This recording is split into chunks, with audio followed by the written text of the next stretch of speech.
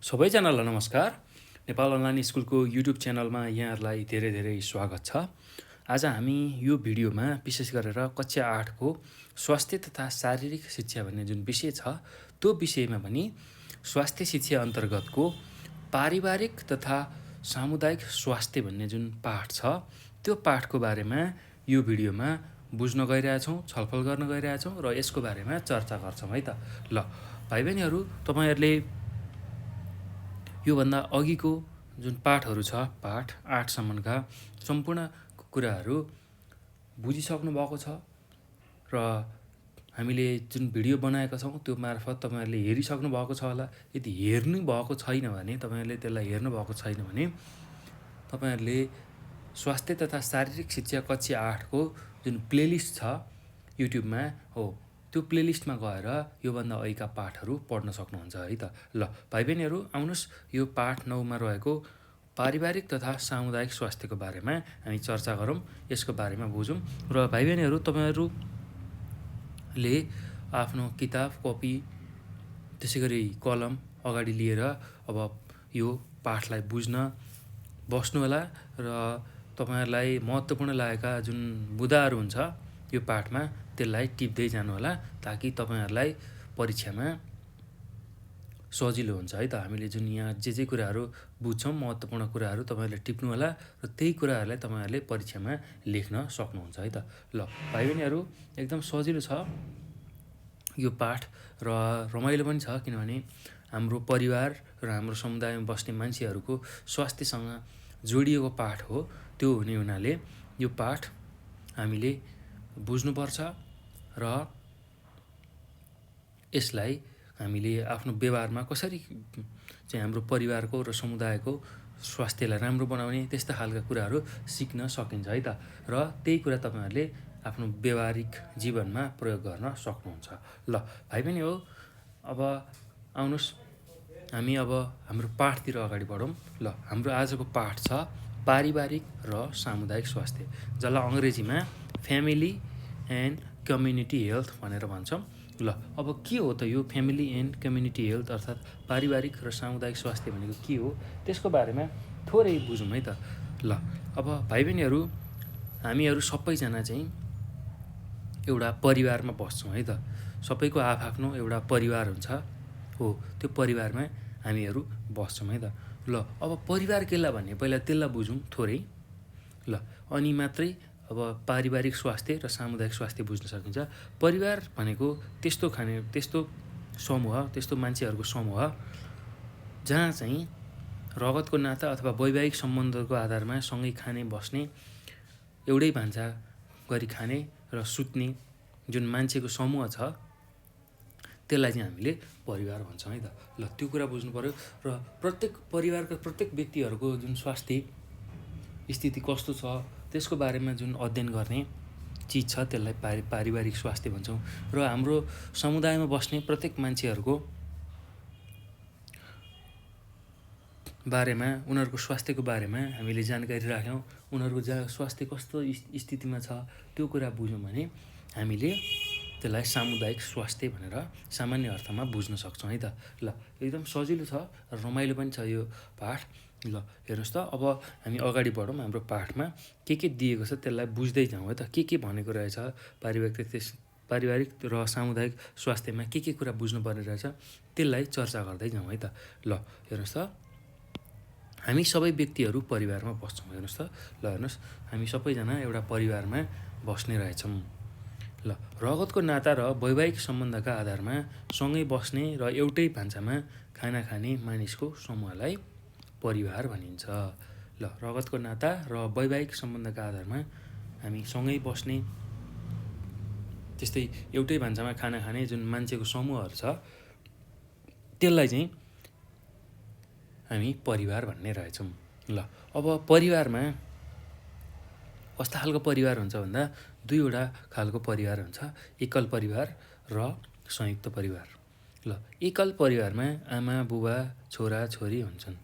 ल हेर्नुहोस् त, हामीसँग दुईवटा परिवार हुने रहेछ, एकल र संयुक्त परिवार।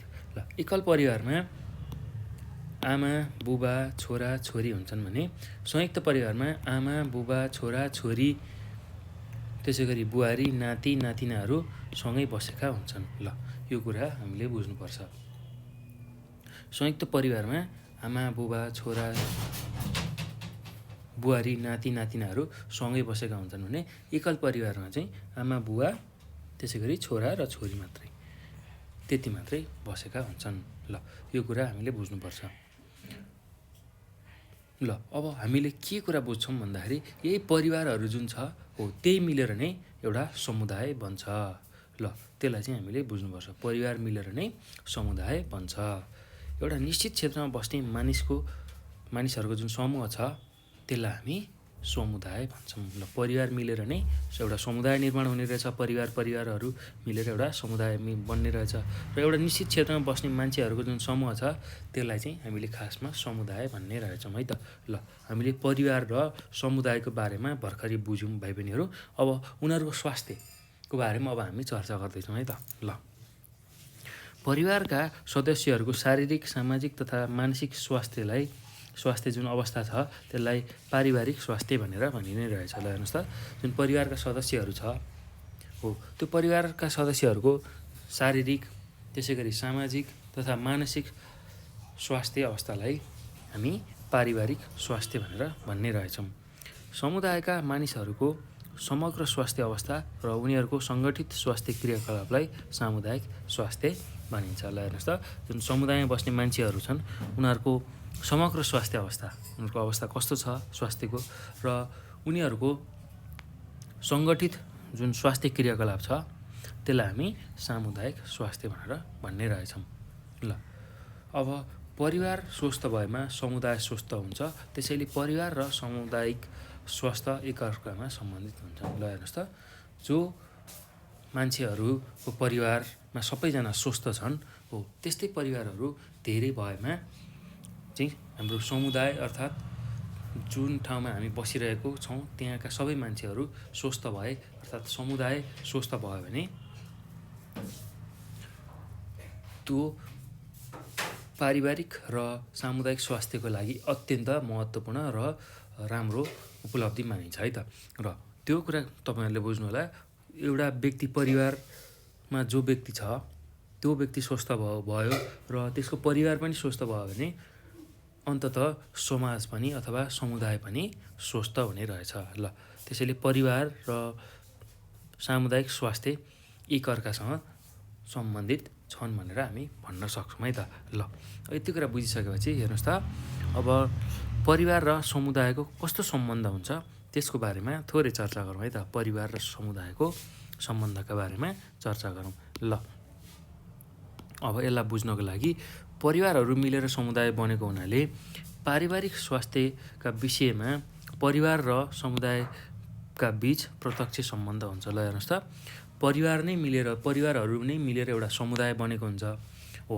त्यो हुने हुनाले पारिवारिक जुन स्वास्थ्यको विषय छ त्यसमा परिवार र समुदायका बीचको सम्बन्ध प्रत्यक्ष रहेको हुन्छ। ल त्यो कुरा हामीले बुझ्नुपर्छ। परिवारमा हुने स्वास्थ्य गतिविधिले समुदायमा प्रभाव पार्छ। ल हेर्नुहोस् त परिवारमा हुने जुन स्वास्थ्यको गतिविधि छ हो त्यसले नै समुदायमा प्रभाव पार्दछ। समुदायमा हुने गतिविधिहरूले परिवारमा पनि प्रभाव पार्दछ। ल हेर्नुहोस् ठ्याक्कै यिनीहरू एकअर्कासँग सम्बन्धित रहेछन्। परिवारमा जुन हुने स्वास्थ्य गतिविधि छ त्यसले समाजलाई पनि अर्थात् समुदायलाई पनि प्रभाव पार्ने रहेछ र समुदायमा हुने जुन स्वास्थ्यको गतिविधिहरू छ त्यसले परिवारलाई पनि प्रभाव पार्ने रहेछ। ल यसरी यिनीहरू एक आपसमा ठ्याक्कै अन्तर्सम्बन्धित रहेछन्। ल अब हेर्नुहोस् त अझै हामी यसको बारेमा थोरै अझै बुझौँ।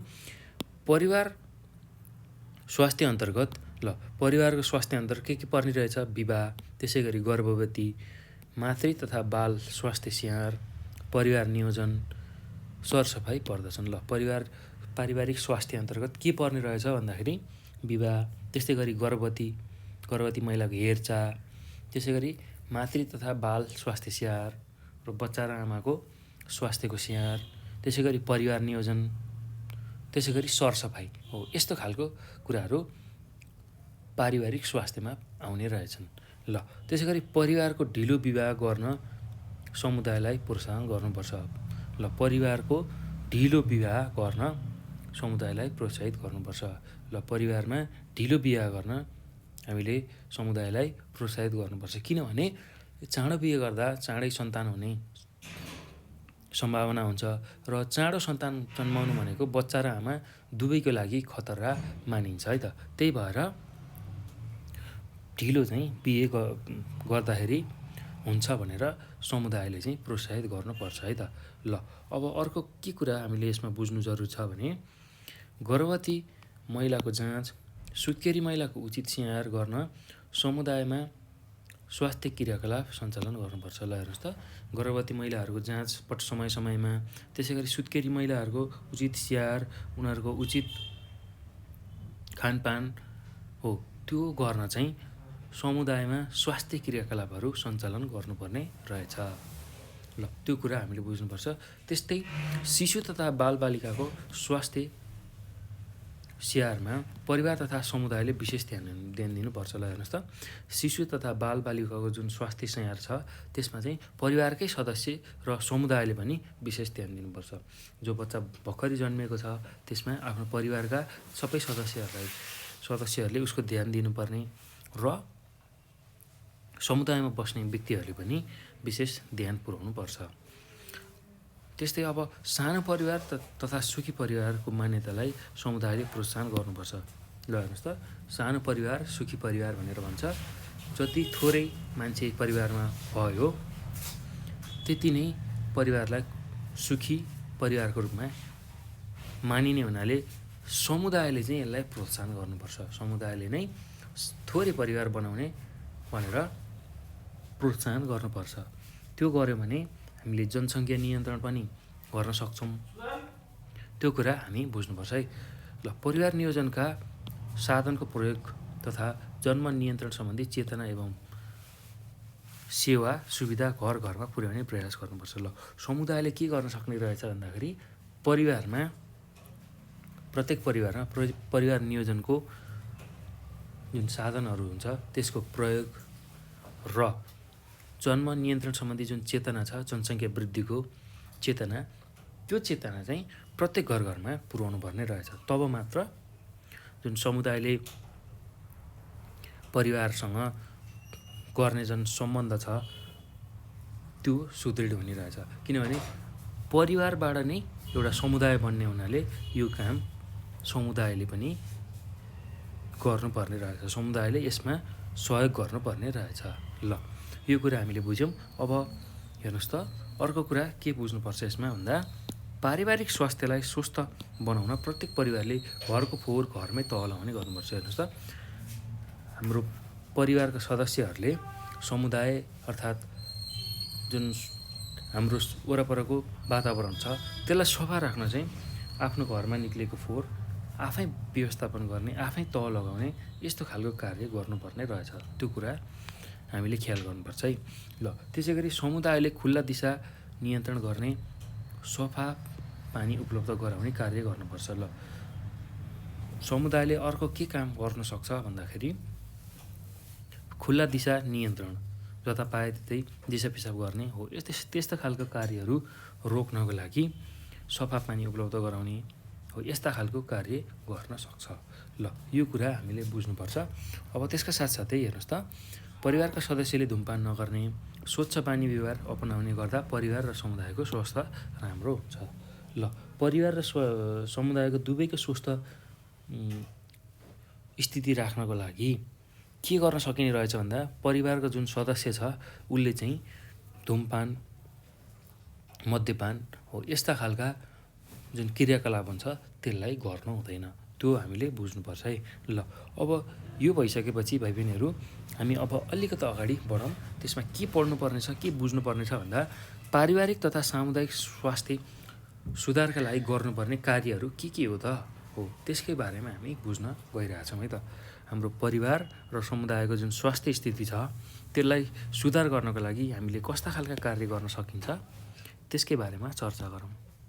ल हेर्नुहोस् त, अब पहिलो के गर्न सकिने रहेछ परिवार र जुन समुदायको मान्छेहरूको स्वास्थ्य सुधार्नको लागि पहिलो काम हामी के गर्न सक्ने रहेछ भन्दा समुदायमा बसोबास गर्ने सबै मानिसलाई स्वास्थ्य र वातावरण शिक्षा प्रदान गर्नुपर्छ।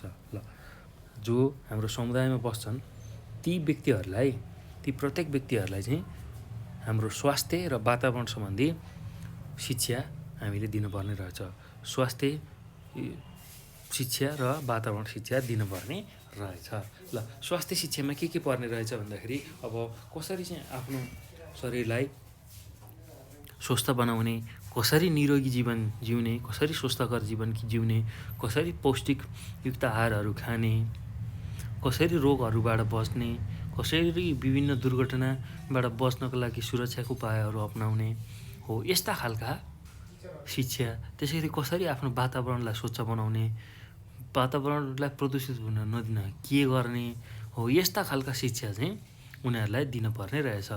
समुदायमा बस्ने प्रत्येक मान्छेलाई यस्ता खालको शिक्षा हामीले दिनुपर्ने रहेछ। ल त्यसै गरी अर्को के गर्न सकिने रहेछ पारिवारिक तथा सामुदायिक स्वास्थ्य सुधारका लागि भने जनसङ्ख्या वृद्धिका समस्यालाई रोक्न परिवार नियोजनका साधनहरूको सर्वसुलभ रूपमा निःशुल्क वितरण गराउनुपर्छ। ल हेर्नुहोस् त, जुन जनसङ्ख्या वृद्धि भइरहेछ त्यसलाई रोक्नको लागि हामीले के गर्न सकिने रहेछ, परिवार नियोजनका जुन साधनहरू छ, कन्डम, ढाल हो, यस्ता खालका कुराहरू चाहिँ निःशुल्क रूपमा चाहिँ समुदायमा वितरण गर्नुपर्ने रहेछ। ल यो कुरा हामीले बुझ्नुपर्छ है। त्यस्तै समुदायका बालबालिकाहरूलाई पोषणयुक्त खाद्य पदार्थ उपलब्ध गराउनुपर्छ। ल पारिवारिक तथा सामुदायिक स्वास्थ्य सुधारको लागि हामीले जुन हाम्रो समुदायमा रहेका बालबालिकाहरू छन् ती बालबालिकाहरूलाई पोषणयुक्त खाद्य पदार्थ उपलब्ध गराउनुपर्छ। पोषणयुक्त खाद्य पदार्थ भन्नाले कार्बोहाइड्रेट, प्रोटिन, चिल्लो पदार्थ, त्यसै गरी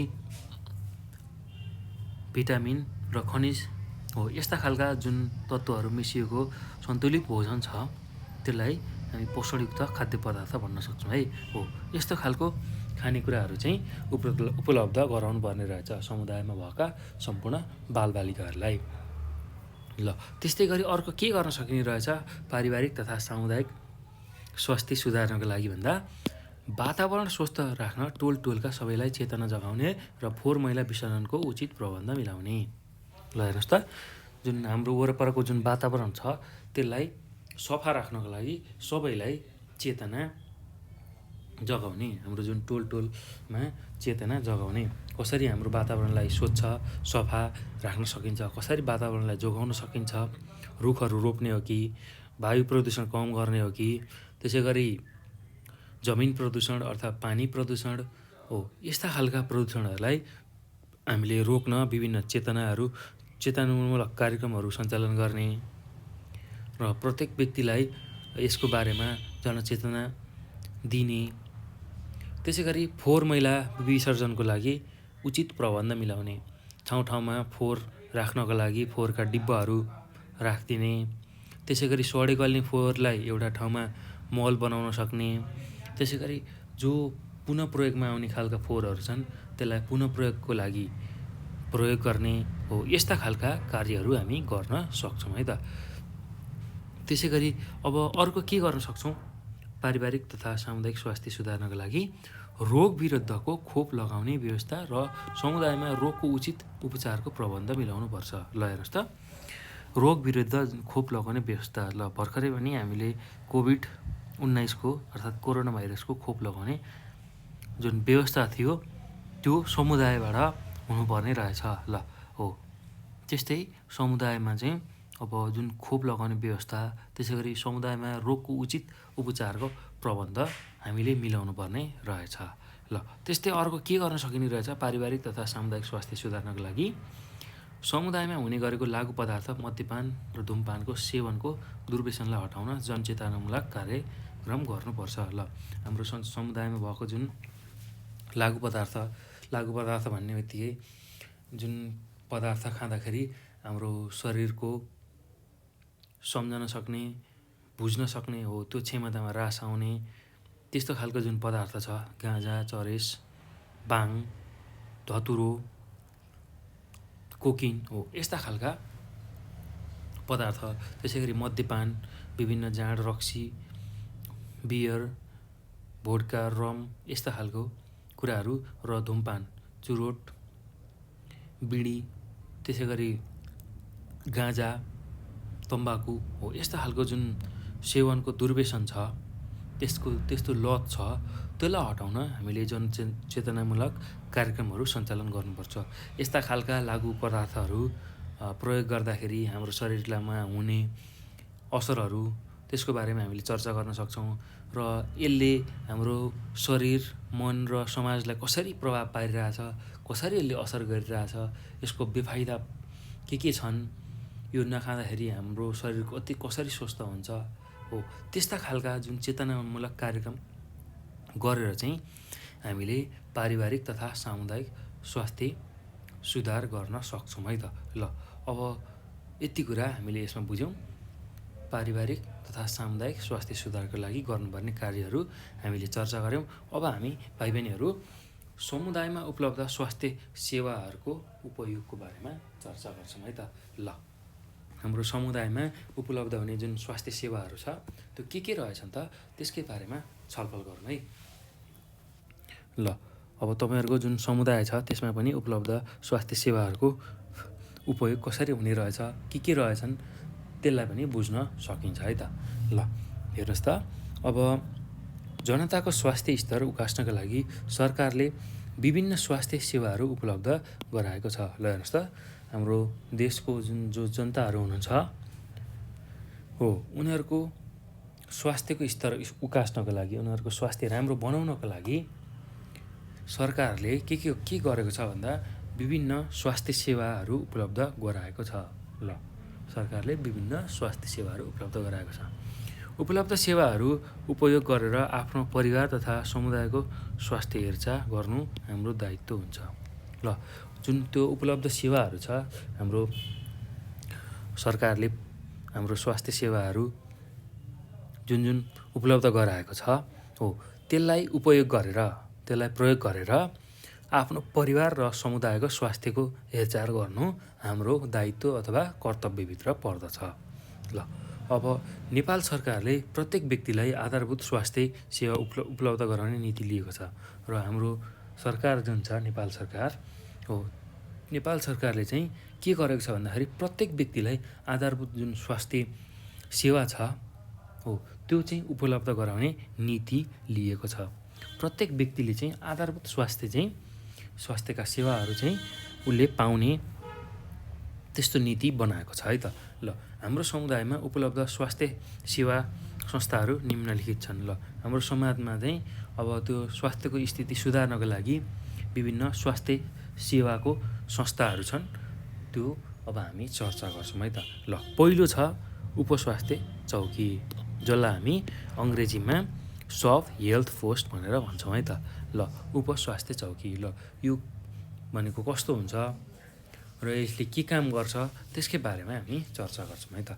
ल हेर्नुहोस् त, अब नेपालको गाउँ विकास समितिमा कम्तीमा एउटा उपस्वास्थ्य चौकी छ।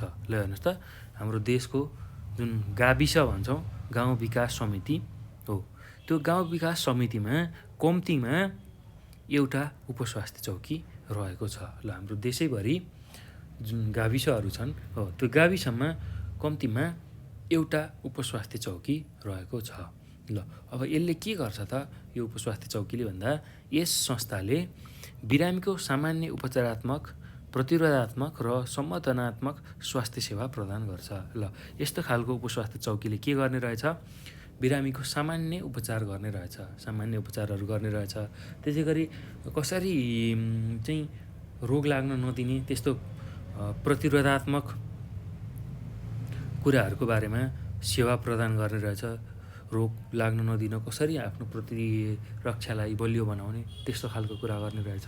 त्यसै गरी सम्वर्धन, रोग लाग्नै नदिन कस्ता खालका उपायहरू अपनाउन सकिन्छ त्यसको बारेमा सेवा प्रदान गर्ने रहेछ। अब यस संस्थामा समुदाय स्वास्थ्य सहायक प्रमुख हुने व्यवस्था छ। ल अब यस संस्थामा उपस्वास्थ्य चौकीमा चाहिँ के हुने रहेछ, को प्रमुख हुने रहेछ भन्दा स्वास्थ्य सहायक प्रमुख चाहिँ हुने रहेछ। स्वास्थ्य सहायक नै प्रमुख हुने व्यवस्था छ स्वास्थ्य सहायक नै प्रमुख हुने व्यवस्था छ। प्राथमिक स्वास्थ्य सेवालाई व्यापक र सर्वसुलभ बनाउने उद्देश्यले गाविसका प्रत्येक वडा र टोलमा खोपका क्लिनिक र गाउँघर क्लिनिक सञ्चालन गरिन्छ। ल हेर्नुहोस् त, प्राथमिक स्वास्थ्य सेवालाई व्यापक र सर्वसुलभ बनाउनलाई, जुन चाहिँ सबैलाई चाहिने स्वास्थ्य सेवा हो त्यसलाई सर्वसुलभ सबैको पहुँचमा पार्न र व्यापक रूपमा यसलाई बनाउनको लागि हाम्रो जुन गाविस छ गाउँ विकास समिति हो त्यसको प्रत्येक वडा र टोलमा खोपका क्लिनिकहरू, खोपका शिविरहरू र गाउँघर क्लिनिक सञ्चालन गरिन्छ। गाउँघरमा क्लिनिक अथवा खोप क्लिनिक यस्ता खालका क्लिनिक चाहिँ सञ्चालन गरिरहेछ। ल तपाईँहरूलाई पनि थाहा होला, हाम्रो जुन गाउँघर छ त्यसमा विभिन्न क्लिनिकहरू आइरहेको हुन्छ। खोपको क्लिनिक, आँखा शिविर भनेर आइरहेको हुन्छ। त्यस्तै गरी पोलियो थोपा खुवाउने शिविर हो, त्यस्तो खालको शिविरहरू र विभिन्न खोपका कार्यक्रमहरू आइरहेको हुन्छ। साना बच्चाहरूलाई 1 वर्षभित्र लगाउने खोपहरू हो, त्यो सञ्चालन गर्ने रहेछ। ल एकजना महिला स्वयंसेविका पनि यसै कार्यालय अन्तर्गत रहन्छन्। ल हेर्नुहोस् त, एकजना महिला स्वयंसेविका जसले चाहिँ बिरामीको स्याहार सुसार गर्छिन्, सामान्य उपचारको लागि सहयोग गर्छिन् हो, त्यस्तो महिला स्वयंसेविका पनि कार्यालय अन्तर्गत रहन्छन्। उपस्वास्थ्य चौकीमा सामान्यतः निम्नलिखित कामहरू गरिन्छन्। ल अब उपस्वास्थ्य चौकीमा चाहिँ कस्तो खालको कामहरू हुने रहेछन् त्यही कुरा हामी बुझौँ है त भाइ बहिनीहरू। ल हेर्नुहोस् त, कति सजिलो र रमाइलो छ यो पाठ। ल बिरामीको सामान्य उपचार गर्ने, बिरामीको सामान्य उपचार गर्ने। ल बिरामीलाई भएको जुन बिरामीहरू छ त्यसको सामान्य उपचार गर्ने। त्यस्तै झाडा पखालाको रोकथाम तथा उपचार गर्ने, झाडा पखाला लाग्यो भने त्यसको रोकथाम र उपचार गर्ने रहेछ। त्यसै गरी सुरक्षित मातृत्व सम्बन्धी शिक्षा प्रदान गर्ने। ल कसरी चाहिँ सुरक्षित मातृत्व हामीले कायम गर्ने त्यसको बारेमा शिक्षा दिने रहेछ। कसरी सुरक्षित मातृत्वको अभ्यास गर्ने त्यसको शिक्षा हामीलाई दिने रहेछ है त। ल त्यस्तै समुदायमा आवश्यक पर्ने खोपको व्यवस्था गर्ने।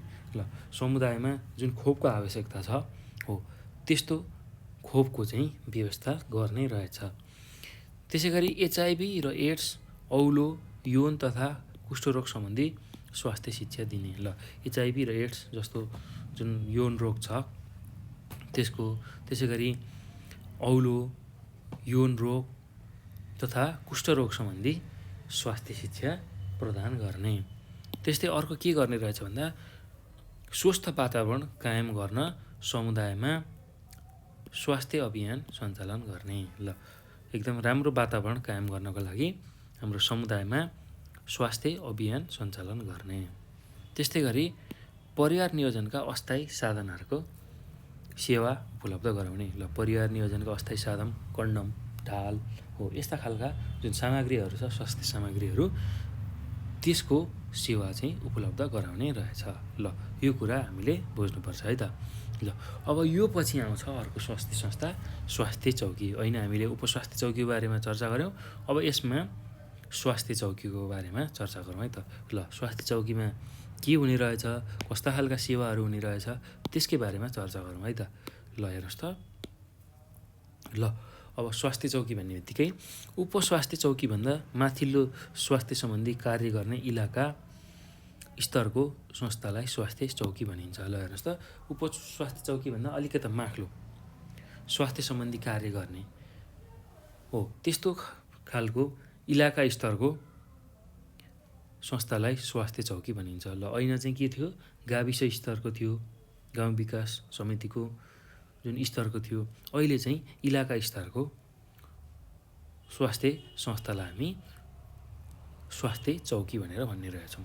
ल यो हरेक जिल्लाको हरेक इलाकाको केन्द्र पर्ने ठाउँमा स्थापना गरिएको हुन्छ। ल हेर्नुहोस् त, हरेक जिल्लाको हरेक इलाकाको हरेक क्षेत्रको केन्द्रमा पर्ने हो, त्यो केन्द्रमा पर्ने ठाउँमा चाहिँ स्थापना गरिएको हुन्छ।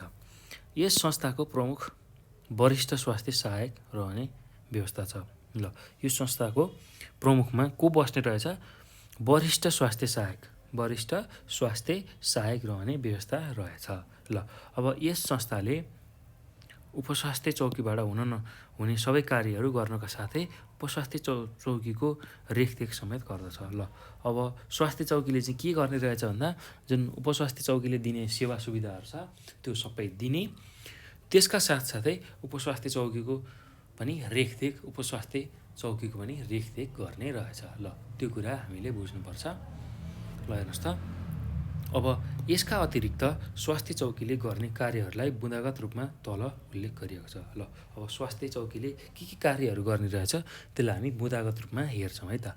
ल के रहेछ स्वास्थ्य संस्थाले अथवा स्वास्थ्य चौकीले हामीलाई प्रदान गर्ने सेवा तथा सुविधाहरू है त। ल अब त्यसलाई बुझौँ त। हेर्नुहोस् त, साधारण बिरामीको उपचार गर्ने, जुन साधारण बिरामी भएर गएका हुन्छन् तिनीहरूको उपचार गर्ने। त्यस्तै अर्को भनेको समुदायमा आवश्यक पर्ने खोपको व्यवस्था गर्ने।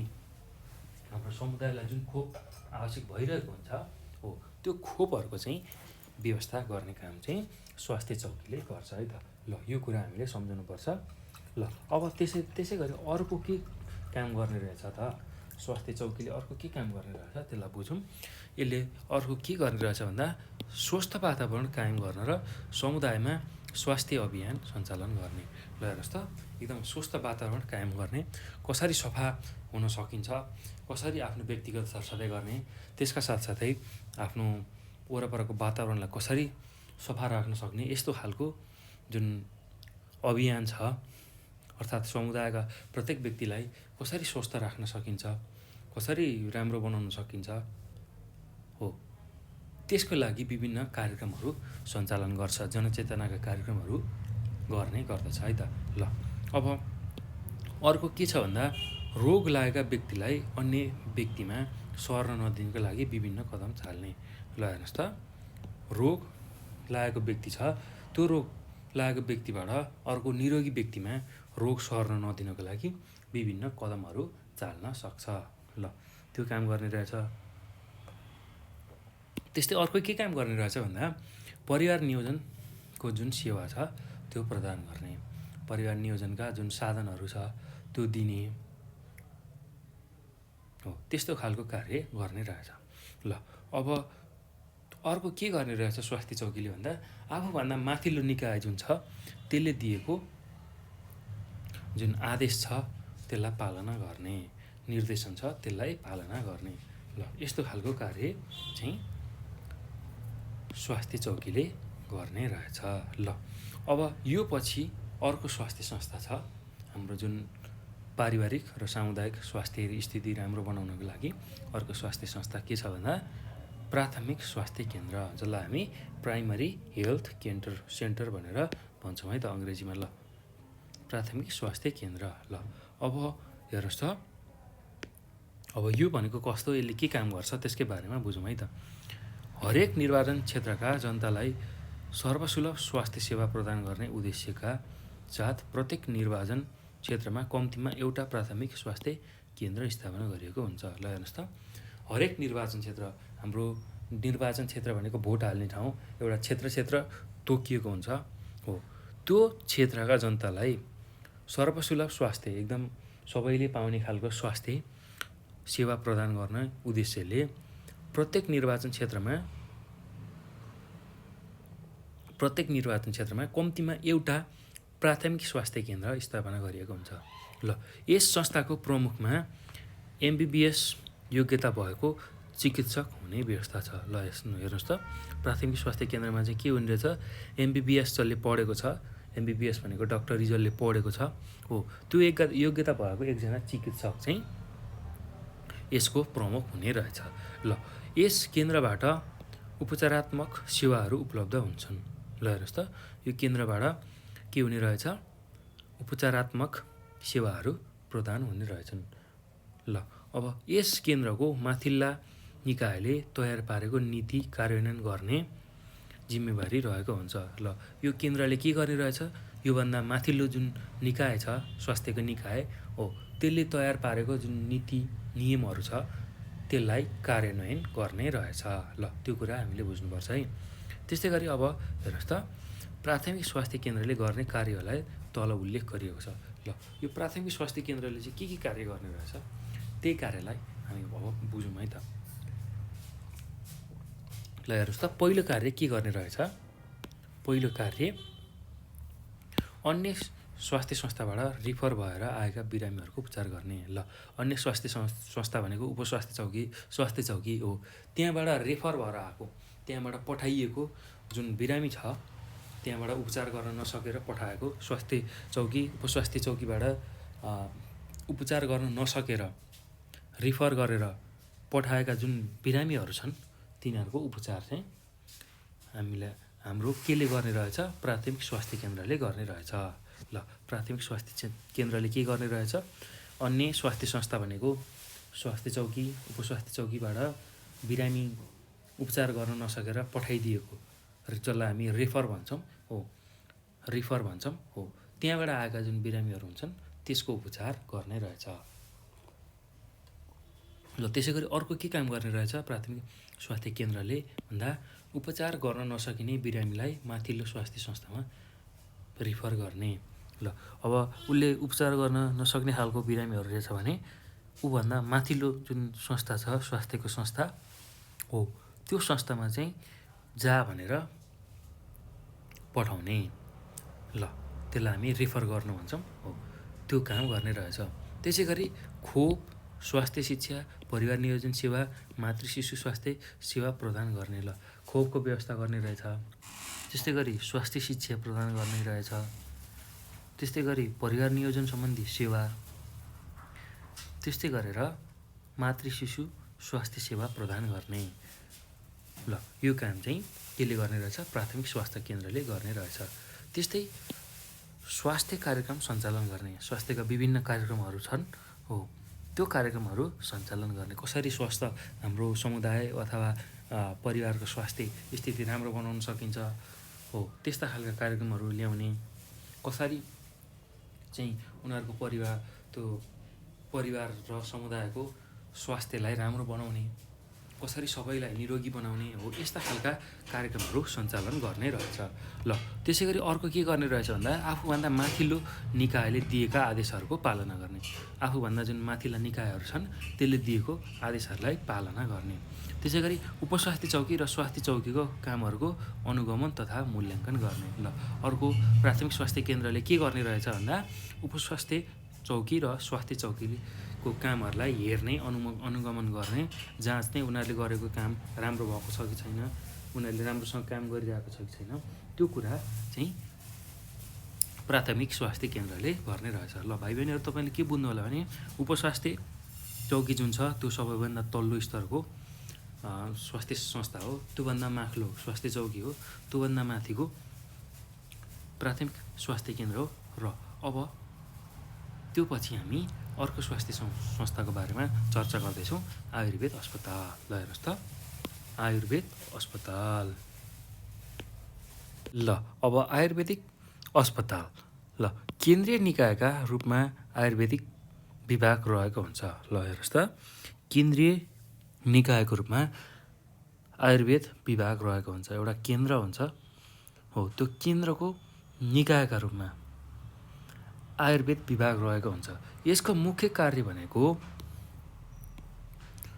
आयुर्वेद अस्पताल र आयुर्वेद औषधालयको नीति नियम, योजना तर्जुमा, अनुगमन, मूल्याङ्कन, समन्वय गर्नु हो। ल हेर्नुहोस् त, कुनै केन्द्र अन्तर्गत, केन्द्रीय निकाय अन्तर्गतमा आयुर्वेद विभाग पर्ने रहेछ र आयुर्वेद विभागको मुख्य कार्य भनेको आयुर्वेद अस्पताल, त्यसै गरी आयुर्वेद औषधालयहरूको नीति नियम, जुन आयुर्वेद औषधालयहरूको एउटा नीति नियम हुन्छ त्यसको समन्वय गर्ने, त्यसै गरी योजनाहरू हुन्छन् कसरी चाहिँ राम्रो बनाउने, कसरी चाहिँ स्वास्थ्य सेवालाई राम्रो बनाउने, त्यसै गरी सबै पहुँचमा स्वास्थ्य सेवा कसरी पुर्याउने, त्यस्तो खालका योजनाहरू हुन्छन्। त्यसै गरी अनुगमन र मूल्याङ्कन जस्ता कार्यहरू चाहिँ यसले गर्दछ। ल अब यस अन्तर्गत अञ्चल आयुर्वेद चिकित्सालय, अञ्चल आयुर्वेद औषधालय, ल अञ्चल आयुर्वेद चिकित्सालय हुने रहेछ, त्यसै गरी अञ्चल आयुर्वेद औषधालय, त्यस्तै जिल्ला आयुर्वेद औषधालय र इलाका स्तरमा आयुर्वेद औषधालय रहेका हुन्छन्। ल यसमा आयुर्वेदिक औषधिको प्रयोग र स्वास्थ्य सम्बन्धी आहार विहारमा सुधार गराई बिरामीको उपचार गरिन्छ।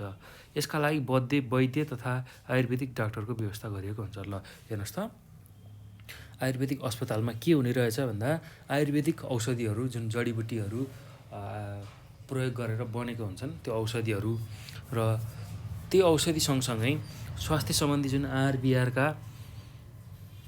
कुराहरू हुन्छन्, स्वास्थ्यलाई राम्रो बनाउने खालको खानाहरू कसरी खाने हो त्यसको प्रयोग गरेर चाहिँ रोगीको उपचार गरिन्छ।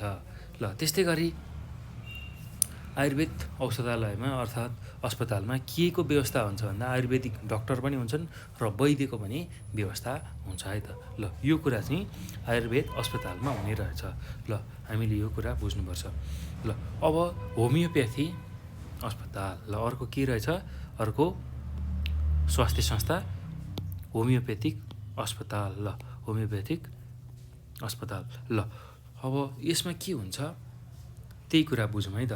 ल सबै नागरिकलाई स्वास्थ्य पार्न आएका आधुनिक एलोपेथी चिकित्सा, आयुर्वेदिक चिकित्सा, प्राकृतिक चिकित्सा, अकुपञ्चर चिकित्सा जस्तै होमियोप्याथिक चिकित्सा प्रणाली पनि एक हो। ल हेर्नुहोस् त, हाम्रो सबै मान्छेहरू हुनुहुन्छ, देशको नागरिकहरू हुनुहुन्छ, उनीहरूलाई स्वस्थ बनाउनको लागि, उनीहरूको स्वास्थ्य स्थिति राम्रो बनाउनको लागि जुन आधुनिक अहिलेको एलोपेथिक चिकित्सा छ, एलोपेथिक भनेको जुन डाक्टर औषधिहरूबाट गरिने उपचार चिरफार हो, यस्तो खालको जुन चिकित्सा छ त्यसलाई हामी एलोपेथिक चिकित्सा भन्छौँ। त्यस्तै गरी आयुर्वेद चिकित्सा, आयुर्वेदिक जडीबुटीहरू प्रयोग गरेर त्यसबाटै बनाएका जुन औषधिहरू छ त्यसको प्रयोग गरेर गरिने जुन चिकित्सा छ त्यसलाई हामी आयुर्वेदिक चिकित्सा भन्छौँ है त। त्यस्तै गरी प्राकृतिक चिकित्सा, प्राकृतिक कुराहरू जस्तै कि पानी, त्यसै गरी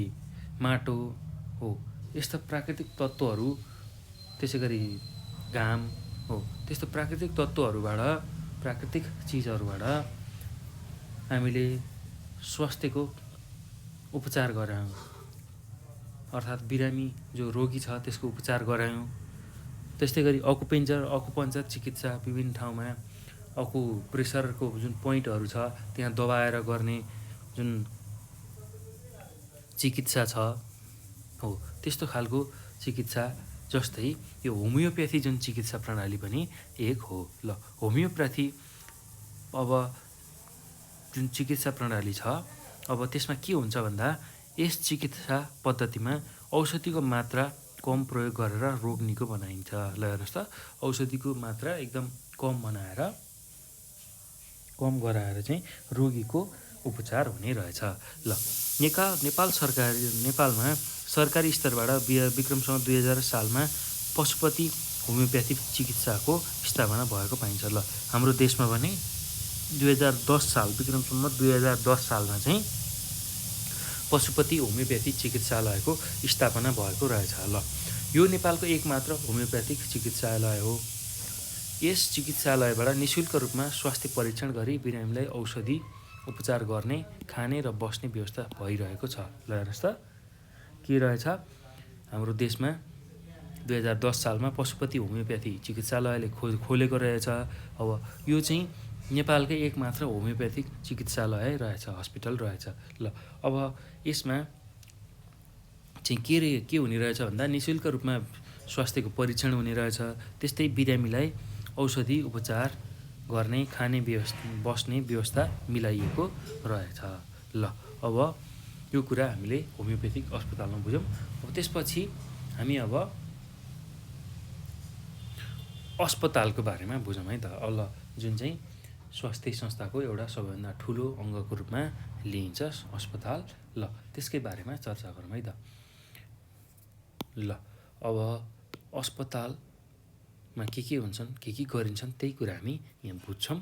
स्वास्थ्य सेवालाई व्यवस्थित एवं सहज तरिकाले सेवा उपलब्ध गराउनका लागि केन्द्रीय स्तरमा 8वटा अस्पतालहरू रहेका छन्। ल हेर्नुहोस् त, केन्द्रीय स्तरमा चाहिँ 8वटा अस्पतालहरू हाम्रो देशमा रहेको हुने रहेछ। ल स्वास्थ्य सेवालाई व्यवस्थित एवं सहज तरिकाले एउटा केन्द्रमा चाहिँ हाम्रो जुन स्वास्थ्यको सेवा छ त्यसलाई व्यवस्थित होस् र सहज तरिकाले सबै मान्छेले त्यो सेवालाई प्रदान होस्, सबैले त्यो सेवा प्राप्त गरोस् भन्ने उद्देश्यले केन्द्रीय स्तरमा, केन्द्रको स्तरमा 8वटा चाहिँ अस्पताल हुने रहेछन्। प्रत्येक केन्द्रमा 8वटा अस्पतालहरू हुने रहेछन्। ती अस्पतालहरूमा विशेषज्ञ स्तरको स्वास्थ्य सेवा हुन्छ। ल हेर्नुहोस् त, यो अस्पतालहरूमा के हुने रहेछ? विशेषज्ञ स्तर भनेपछि त्यसमा एकदम राम्रा खालका डक्टरहरू, विशेषज्ञ, कुनै पनि रोगको उपचारको विशेषज्ञ मान्छेहरू हुने रहेछन्। हो, त्यस्तो खालको सेवा चाहिँ त्यहाँ प्रदान हुने रहेछ। ल, यसले स्वास्थ्य सेवालाई व्यवस्थित गराउने कार्य गर्ने रहेछ। ल, स्वास्थ्यको जुन सेवा छ हाम्रो जनताहरूलाई दिनुपर्ने, मान्छेहरूलाई दिनुपर्ने हो, त्यसलाई चाहिँ एकदम व्यवस्थित गराउने कार्य गर्ने रहेछ। यी निकायहरूले आफूभन्दा तल्लो निकायहरूको रेखदेख र नीति निर्माण अर्थात् नीति नियमको निर्माण गर्ने समेत कार्य गर्दछ। ल, अस्पतालले के गर्ने रहेछ भन्दा आफूभन्दा जुन तल्ला निकायहरू छन्, उपस्वास्थ्य चौकी, स्वास्थ्य चौकी अनि प्राथमिक स्वास्थ्य केन्द्र हो, यस्ता खालका जुन तल्ला निकायहरू छ त्यसको रेखदेख र नीति नियम निर्माण र त्यसको अनुगमन पनि गर्ने गर्छ है त। ल, प्रत्येक क्षेत्रमा क्षेत्रीय अस्पताल, अञ्चल अस्पताल र जिल्ला अस्पताल रहेका हुन्छन्। यी अस्पतालहरूमा विशेषज्ञ सेवाका साथै अन्तरङ्ग र बहिरङ्ग सेवा उपलब्ध हुन्छन्। ल हेर्नुहोस् त, अब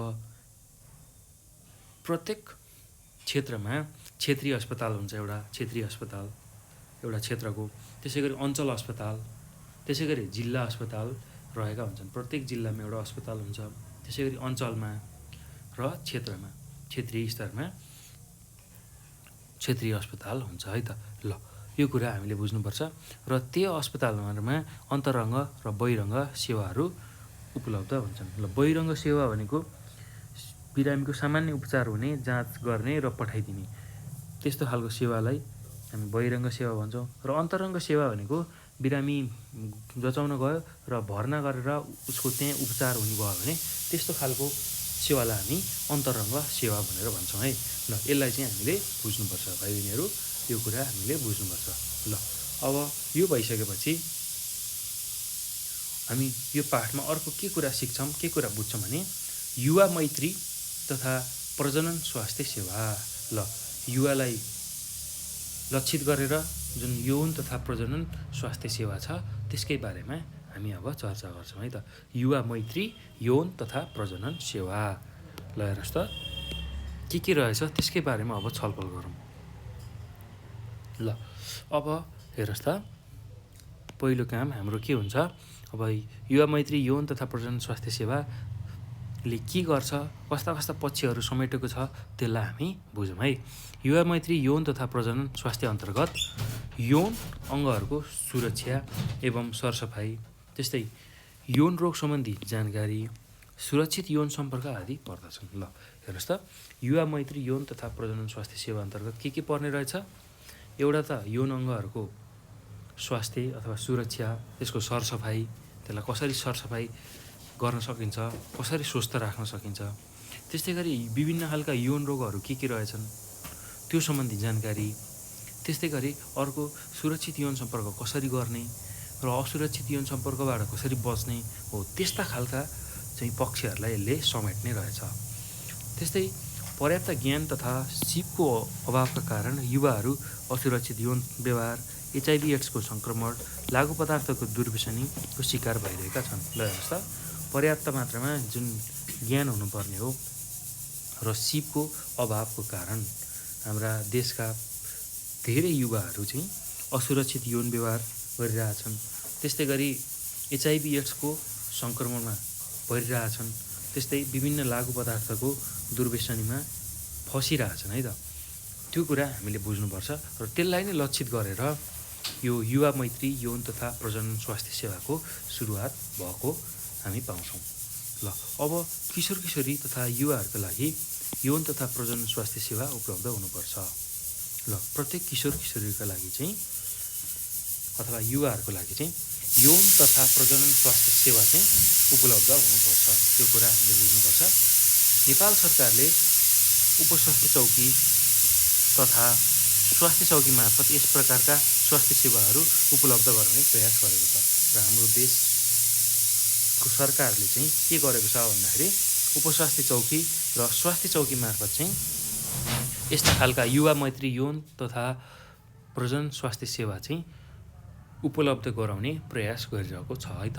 ल अब त्यो बुझिसकेपछि हामी अर्को कुरा के बुझौँ भन्दा स्वास्थ्य संस्थामा युवाहरूलाई आकर्षण गर्न छिटो छरितो गोपनीय समस्याको सम्बोधन सरल र मैत्री व्यवहार देखाएर सेवा प्रदान गर्नुपर्छ। ल कसरी चाहिँ स्वास्थ्य संस्थामा चाहिँ हामीले युवाहरूलाई उपचार गराउने रहेछौँ, उनीहरूलाई आकर्षण गर्न सक्ने रहेछौँ भन्दा उनीहरूको जुन गोपनीय समस्याहरू छ, विभिन्न गोप्य समस्याहरू हुनसक्छ, जस्तै कि प्रजनन अङ्गहरूमा सूजन हुने, प्रजनन अङ्गहरू जुन हाम्रो यौनाङ्गहरू छ त्यसमा समस्याहरू आउँदाखेरि यस्तो खालको गोपनीयता हामीलाई चाहिने रहेछ है त।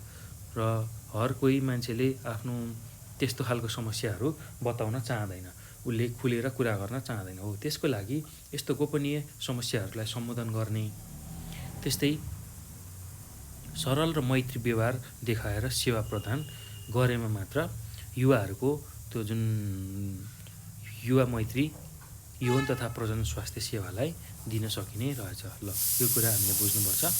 त्यस्तै युवा मैत्री यौन तथा प्रजनन सेवा स्वास्थ्य सेवा प्रदान गर्न निम्नलिखित पक्षहरूमा ध्यान दिनुपर्छ।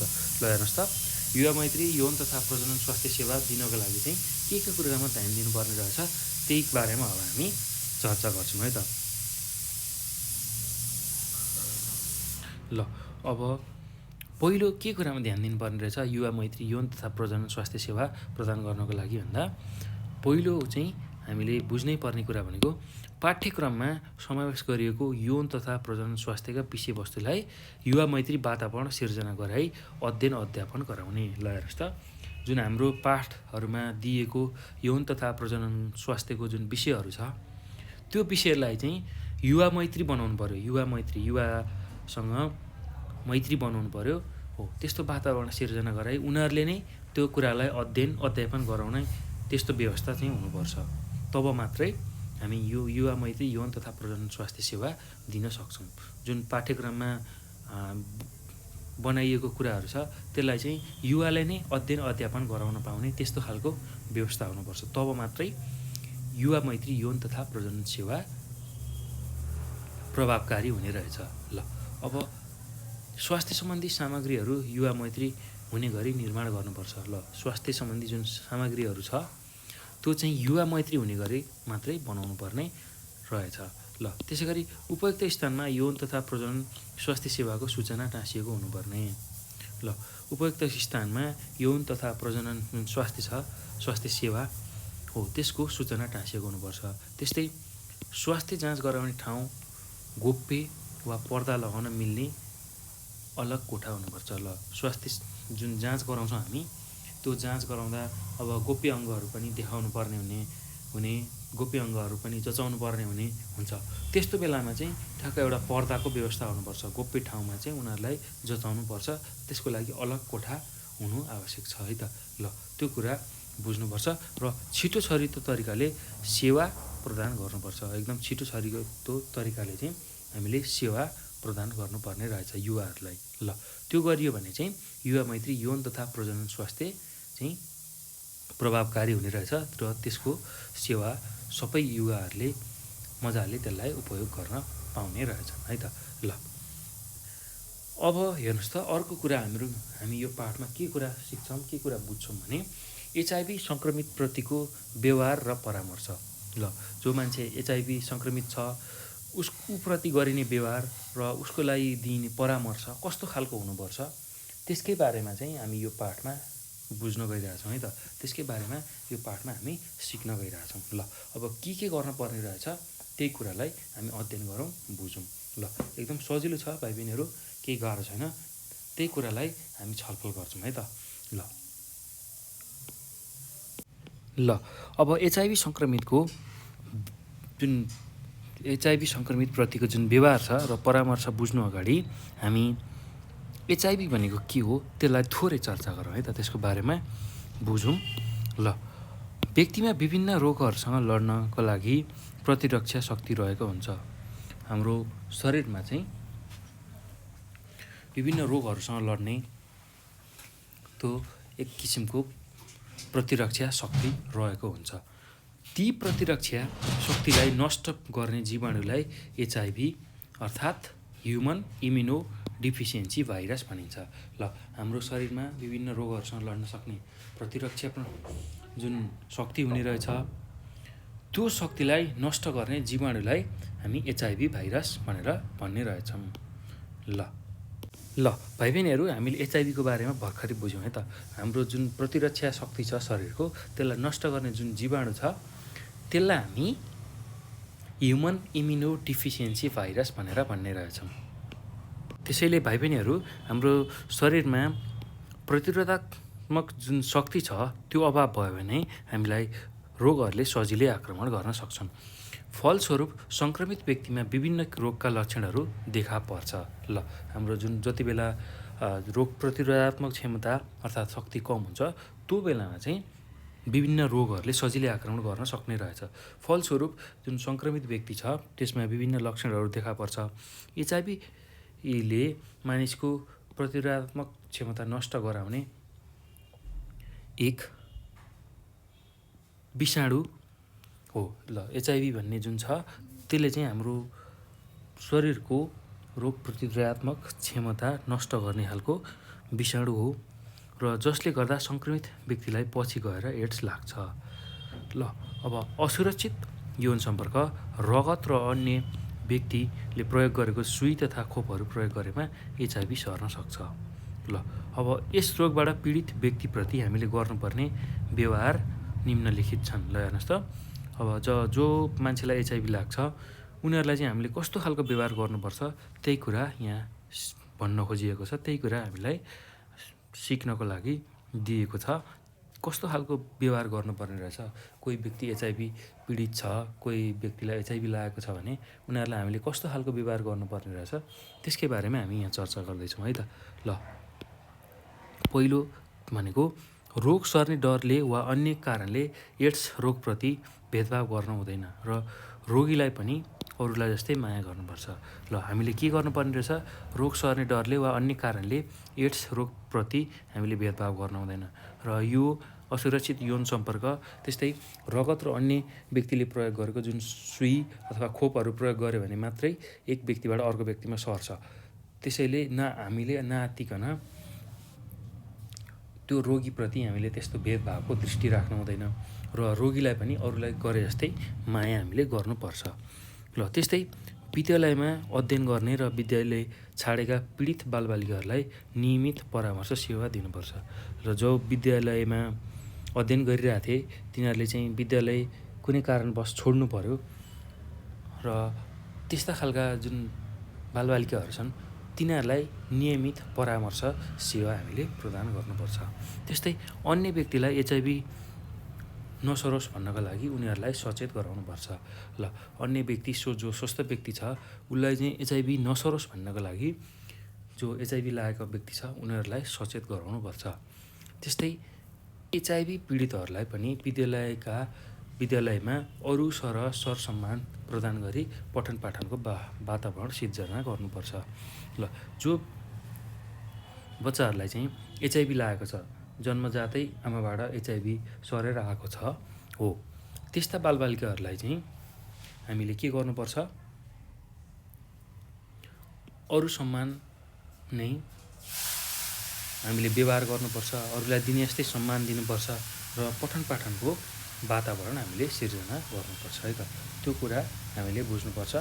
ल, अब त्यसै गरी अर्को के हेर्न सकिन्छ, अर्को के कुरा गर्न सकिन्छ भन्दाखेरि विद्यालयमा अध्ययनका लागि प्रोत्साहन स्वरूप निःशुल्क शिक्षाको व्यवस्था मिलाउनुपर्छ। ल, विद्यालयमा अध्ययन गराउनको लागि प्रोत्साहन स्वरूप हामीले निःशुल्क शिक्षा चाहिँ उनीहरूलाई प्रदान गर्नुपर्ने रहेछ। त्यस्तै सङ्क्रमित बालबालिकाहरूको अभिभावकको मृत्यु भइसकेको भए लालन पालनको उचित व्यवस्था मिलाइदिनुपर्छ। ल जो बालबालिकाहरूको चाहिँ अभिभावकको मृत्यु भएको छ एचआइभीको कारणले हो, त्यस्ता खालका बालबालिकाहरूको जुन पालन पोषणको लागि हामीले उचित व्यवस्था मिलाइदिनु पर्ने हुन्छ है त। ल त्यसै गरी एचआइभी लागे पनि स्वस्थ आचरण तथा बानी व्यवहारबाट लामो समयसम्म बाँच्न सकिन्छ भनी सान्त्वना दिनुपर्छ। ल एचआइभी लागे पनि एकदम स्वस्थ आचरणमा रहेर खानपान सुधार्यौँ भने हामीलाई त्यसले धेरै गाह्रो अप्ठ्यारो बनाउँदैन र लामो समयसम्म हामी बाँच्न सक्छौँ भनेर सान्त्वना दिनुपर्छ। ल त्यस्तै सङ्क्रमित व्यक्तिलाई हिंसाबोध एवं जोखिमपूर्ण व्यवहार गर्नु हुँदैन। जसलाई एचआइभी लागेको छ उनीहरूलाई हिंसाबोध हुने त्यस्ता खालका क्रियाकलाप हामीले उनीहरूलाई गराउनु हुँदैन। त्यस्तै लागु पदार्थ, दुर्व्यसन र असुरक्षित यौन व्यवहार जस्ता जोखिमबाट टाढै रहने सल्लाह दिनुपर्छ।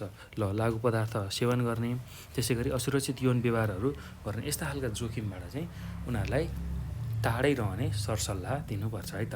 ल यसरी भाइ बहिनीहरू हामीले यो पाठलाई पुरा गऱ्यौँ, यो पाठलाई सकायौँ। अब यसमा क्रियाकलाप दिएको छ हेर्नुहोस् त, हो त्यो क्रियाकलापलाई थोरै चर्चा गरौँ अनि हामी यसको यो पाठमा हामीले के कुरा सिक्यौँ बुझ्यौँ त्यसको सारलाई हेर्छौँ र यसमा रहेको अभ्यासलाई पनि हेर्छौँ। ल परिवारको स्वास्थ्य सुधार कसरी गर्न सकिन्छ? परिवारमा सोधेर सुझाव सङ्कलन गरी कक्षामा प्रस्तुत गर। ल हेर्नुहोस् त, परिवारको जुन स्वास्थ्य स्थिति छ त्यसलाई कसरी सुधार गर्न सकिन्छ र परिवारमा सोधेर सुझाव सङ्कलन गरी कक्षामा प्रस्तुत गर। ल तपाईँहरूले बुझिसक्नु भएको छ परिवारको स्वास्थ्य राम्रो बनाउन कसरी के कुरा गर्न सकिन्छ भन्दाखेरि हामीले हाम्रो परिवारका जुन मान्छेहरू छ उनीहरूलाई स्वास्थ्य सेवाको बारेमा थाहा हुनु पर्यो, त्यसको बारेमा भन्नु पर्यो। त्यसै गरी सबैजनाको नियमित रूपमा स्वास्थ्य जाँचहरू गर्नु पर्यो। अनि अर्को कुरा के गर्न सकिन्छ भन्दाखेरि कसरी स्वस्थ रहने, कस्तो खालको खानपान खाइयो भने स्वस्थ भइन्छ, कस्तो खालको खानपान खाइयो भने निरोगी भइन्छ, हो यस्ता खालका कुराहरू, यस्ता खालका ज्ञानहरू चाहिँ हामीसँग भयो भने हामीले आफ्नो परिवारको स्वास्थ्य सुधार्न सक्छौँ है त। त्यसै गरी नियमित व्यायाम, योगा, ध्यान, हो यस्ता खालका कुराहरूलाई जोड्ने र परिवारमा कसैको कुलतमा परिवारका कोही सदस्य फसेको छ भने उनीहरूलाई बाहिर निकाल्न सहयोग गर्ने र यस्तै खालका गतिविधि गऱ्यौँ भने हामीले आफ्नो परिवारको स्वास्थ्य सुधार गर्न सक्छौँ है त।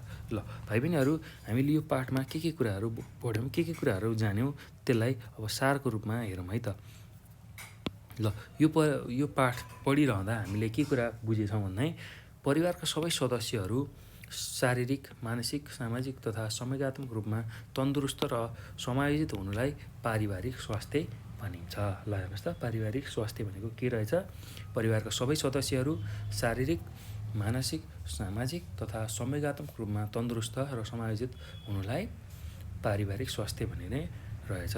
ल त्यसै गरी हामीले अर्को के कुरा बुझ्यौँ यसमा भन्दा युवा तथा किशोरलाई यौन सम्बन्धी जिज्ञासा, यौनाङ्गको विकास प्रक्रिया, सरसफाइ, सुरक्षित यौन व्यवहारका बारेमा जानकारी दिने सेवालाई प्रजनन स्वास्थ्य भनिन्छ। प्रजनन स्वास्थ्य सेवा भनिन्छ। ल हेर्नुहोस् त, युवा तथा किशोरीहरूमा यौन सम्बन्धी विभिन्न जिज्ञासाहरू रहेको हुन्छ। त्यो उनीहरूको यौनाङ्ग विकासको प्रक्रिया, त्यसको सरसफाइ, सुरक्षित यौन व्यवहारका बारेमा जानकारी दिने जुन सेवा छ, हो त्यो सेवालाई प्रजनन स्वास्थ्य सेवा भनिने रहेछ। ल अब यस अन्तर्गत के पर्ने रहेछ भन्दा परिवार नियोजन, असुरक्षित गर्भपतनबाट पर्ने असरहरू, यौन रोग, एचआइभी एड्स, नवजात शिशु स्वास्थ्य सेवा, त्यसै गरी सुरक्षित मातृत्व सेवा जस्ता सेवाहरू पर्ने रहेछन्। ल यो कुरा हामीले बुझ्नुपर्छ। ल त्यस्तै अर्को कुरा के पढ्यौँ भन्दाखेरि हामीले विषाणुका कारण मानिसको शरीरमा भएको प्रतिरोधात्मक शक्ति नष्ट हुँदै जाने अवस्था नै एड्स रहेछ।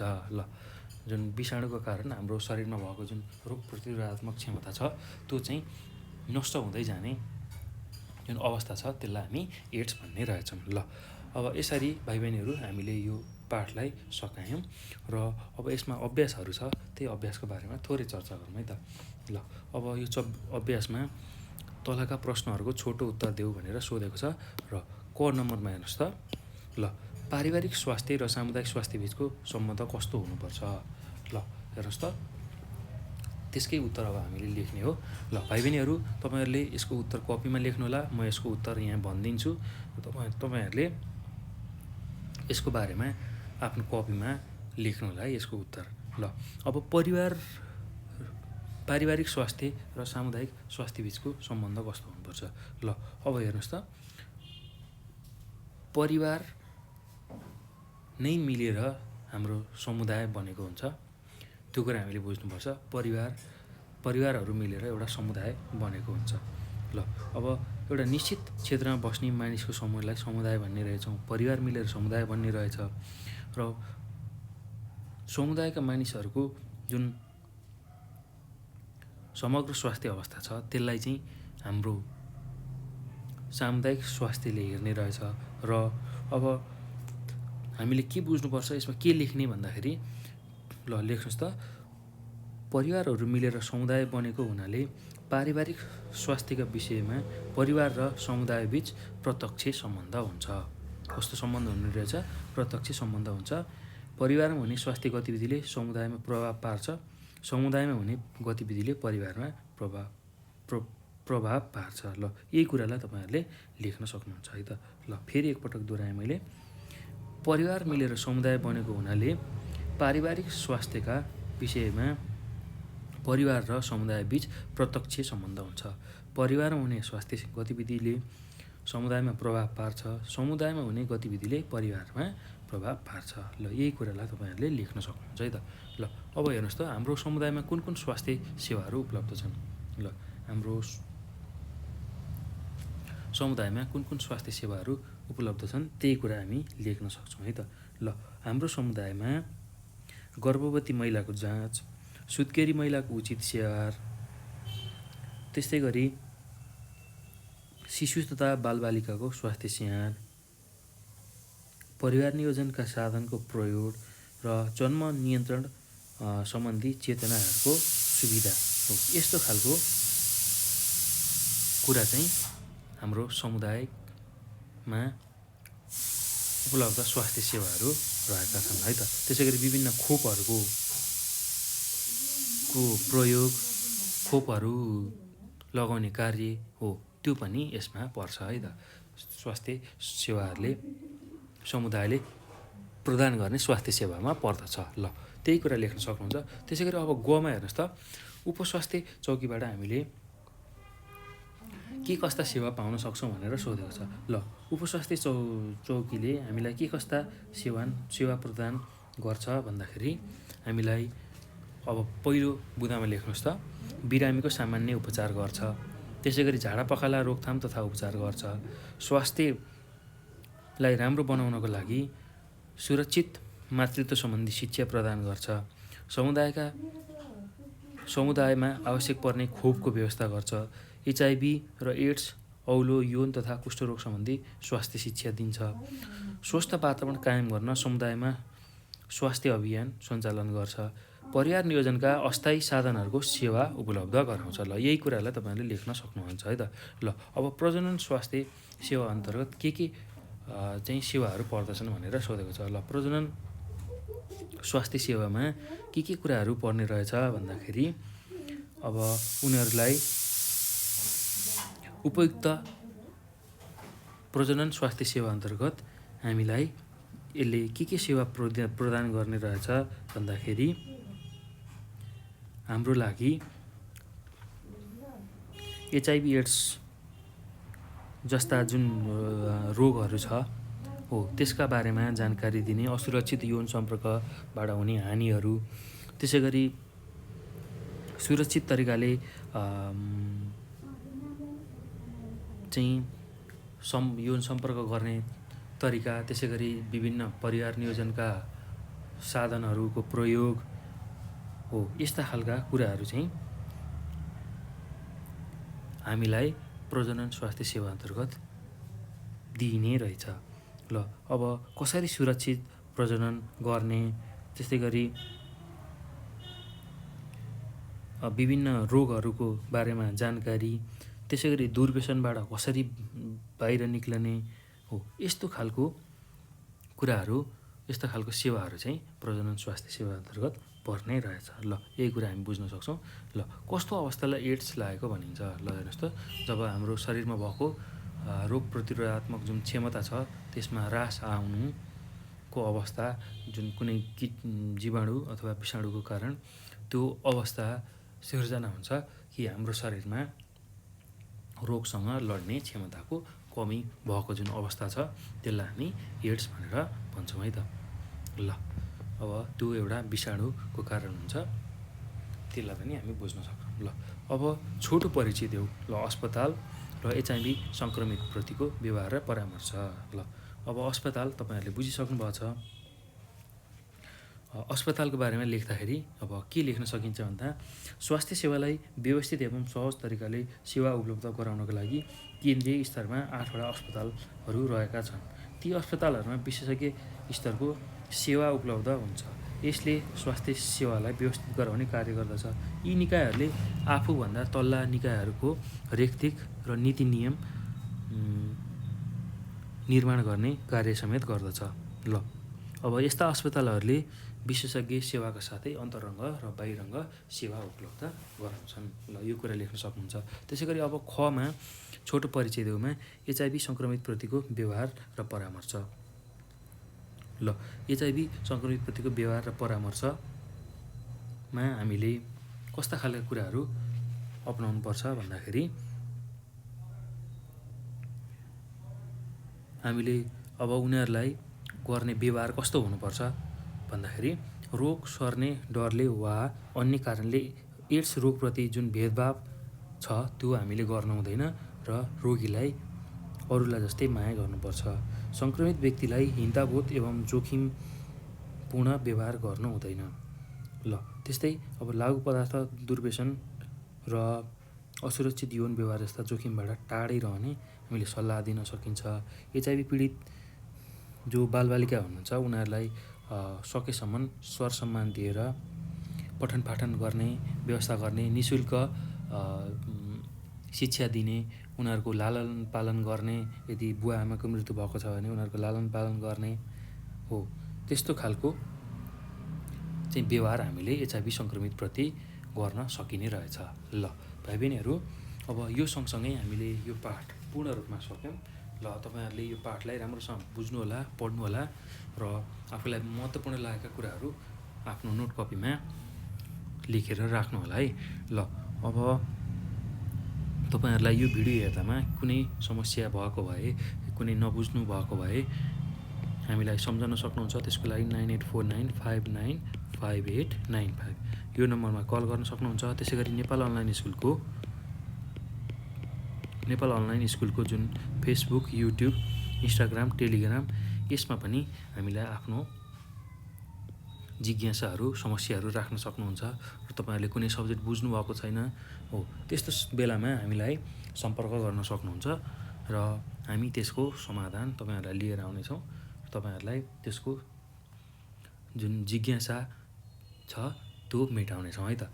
ल अब भाइ बहिनीहरू, यो भिडियो हेरिसकेपछि तपाईँहरूले पनि आफ्नो यो साथीलाई यो भिडियो सेयर गर्नुहोला। आफूले यो भिडियो हेरिसकेपछि आफ्नो साथीहरूलाई यसको बारेमा जानकारी दिनुहोला र नेपाल अनलाइन स्कुलको जुन युट्युब च्यानल छ त्यसलाई पनि सब्सक्राइब गर्नुहोला र नजिकैको बेल आइकनलाई पनि दबाउनुहोला, ताकि हामीले अपलोड गर्ने भिडियो तपाईँहरूलाई चाँडो प्राप्त होस् र तपाईँहरूले आफूले चाहेको जुनसुकै कुराहरू सजिलै पढ्न सक्नुहोस् है त। ल भाइ बहिनीहरू, यो भिडियो हेर्नुभएकोमा यहाँलाई धेरै धेरै धन्यवाद।